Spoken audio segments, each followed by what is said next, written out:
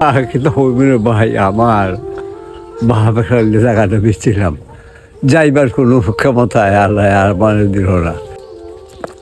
দাদা, হ্যাঁ তুমি এবং আমি হ্যাঁ আগামী জানুয়ারিতে আমরা যাচ্ছি হজ করতে। হ্যাঁ তো তুমি কি ভাবছিলা কখনো হজ করা যাইতে পারবা? হ্যাঁ কিন্তু হইবির ভাই আমার বাপের জায়গাটা বেচছিলাম, যাইবার কোনো ক্ষমতায় আল্লাহ আর মানে দিল না।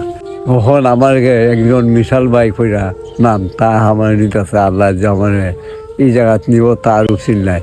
আমার ক্ষমতা নাই 5,000 টাকা খরচ করে যে একটা জিনিস আমি কিনা নিব, এই জায়গাতে আমার নিতেছে মিশাল ভাই লাখ লাখ টাকা খরচ করিয়া।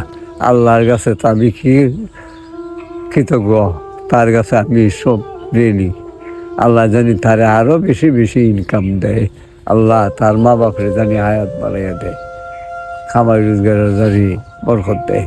আল্লাহর কাছে এটি খাবো না, আমি ওয়াজ করে গেও কইব ওই কথা, আল্লাহ তুমি তারে, আল্লাহ তুমি তারে সুখী করো, শান্তি করো, তার মা বাপরে হায়াত বাড়াই দাও।